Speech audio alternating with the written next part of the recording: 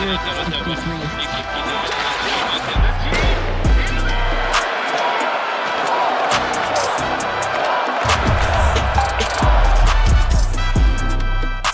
there and welcome to this bonus episode of the Gazette's Hockey Inside Out show. I'm Stu Cowan of the Montreal Gazette, and I'm joined by former Canadiens teammates and 1986 Stanley Cup champs Chris Nilan and Rick Green.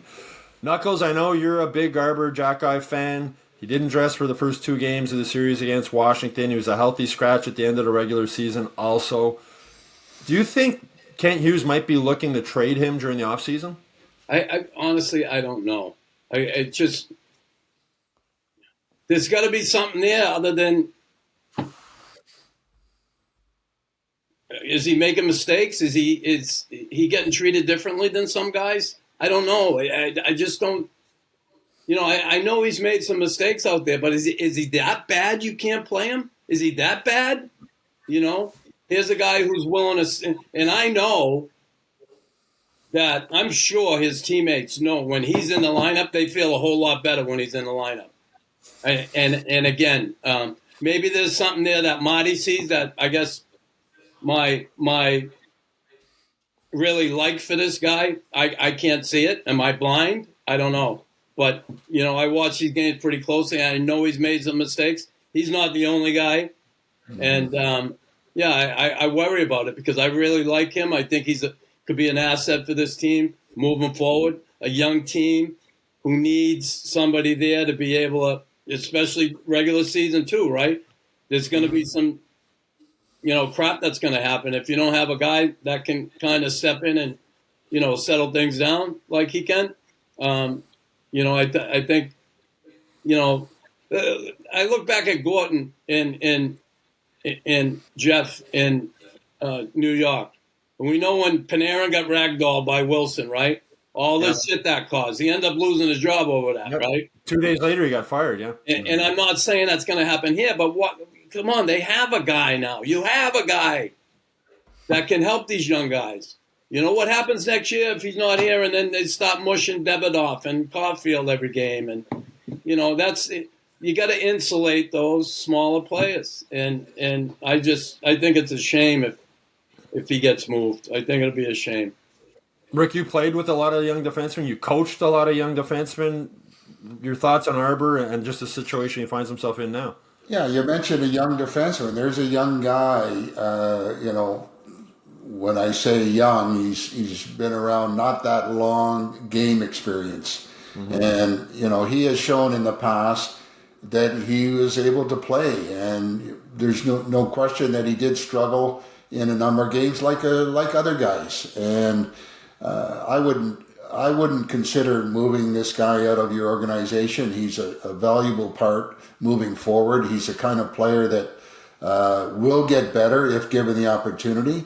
And, he's got the ingredients to be very effective because I think we were all on board before. When he was playing well, he was doing a lot of things well.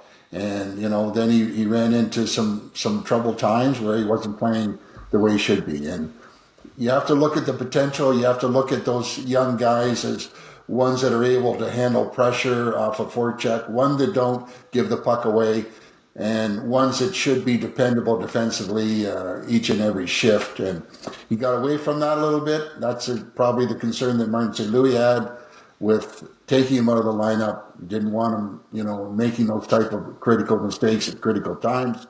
But if given the opportunity, that type of character, that type of individual is a bonus to have on your side. And I think there's more positive moving forward with a kind of guy like that in your lineup. Talk about protecting some of the young guys. His presence is a bonus, and I hope to see him back in the lineup soon. The tough guy is always an easy mark. The thing that makes me wonder about his future, Knuckles, is that this season was all about experience for these young guys, right? They experienced meaningful games down the stretch. Now they're experiencing playoff games, and Xhekaj doesn't get to experience that the first two games. Him and Jaden Struble have sort of been one in, one out throughout. And if he doesn't get into any of these games, how does that impact him moving forward? Or does that factor in at all? And here's the deal. I hate to say it, but you got to suck it up and move on and get ready for next season. That's it. What are you going to do? You're going to wallow in the shit and, play into the misery of, it sucks for the kid. And I just hope, he gets an opportunity. If he doesn't, well, get ready to come back to training camp and be hell-bent on improving your game and proving Marty wrong. That's it. That's all you can do. Do you think Knuckles, the fact his younger brother Florian is in Laval, had a great rookie season, does that factor into maybe they want to keep No, I don't think so. Because what's wrong with having a forward who can play, who's tough, and a defenseman who can play that's tough? That's pretty good to have. So, and again, the jury's still out on Florian, but he looks like a guy who could be a good third, fourth liner here someday, who doesn't take shit from anybody, can score some goals, hits, gets involved. He's a hockey player. So, yeah, nothing wrong with that at all. Can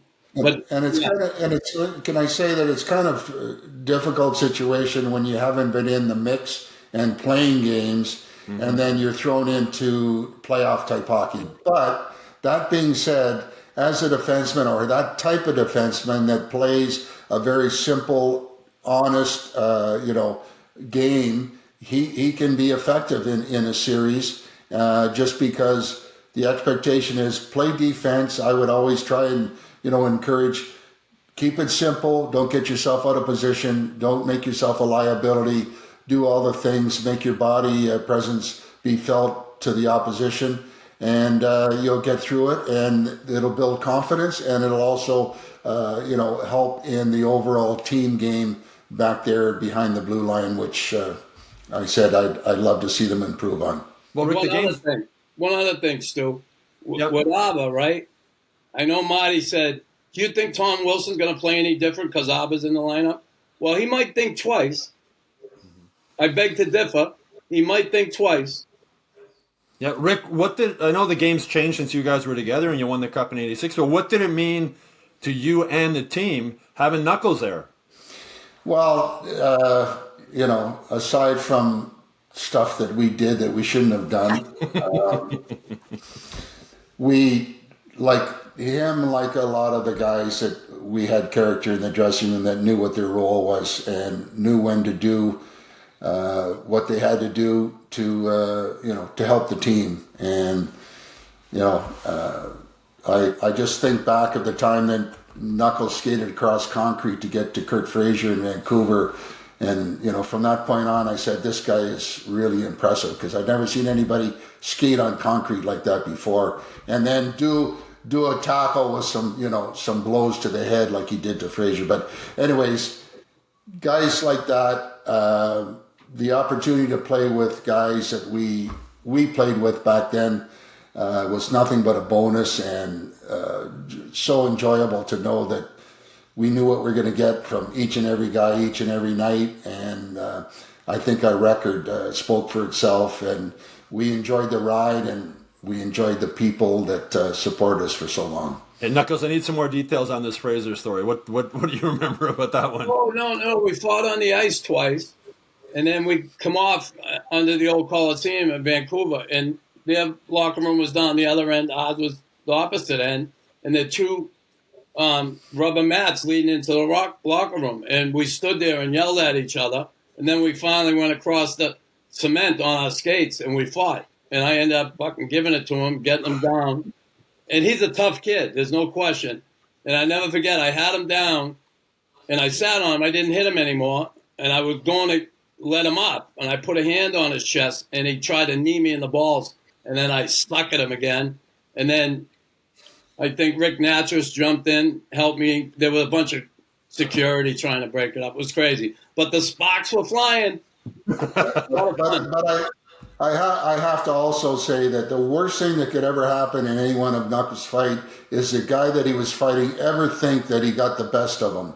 Because he would, if he didn't get him in that game, he'd find out where the guy lived and would probably go to his house and start beating on him on his house. So never stop, Greeny. You can never stop.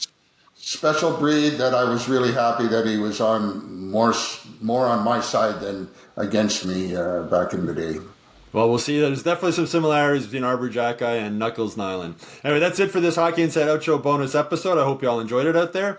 Please, excuse me, please like and subscribe to the Hockey Inside Out YouTube channel. go to montrealgazette.com/newsletters to sign up for the Hockey Inside Out newsletter. And of course, go to hockeyinsideout.com every day for all the latest Canadiens news. And if you have a bonus question you'd like us to answer about Arber Xhekaj or anything else, please put it in the comment section below. We always like to hear from you.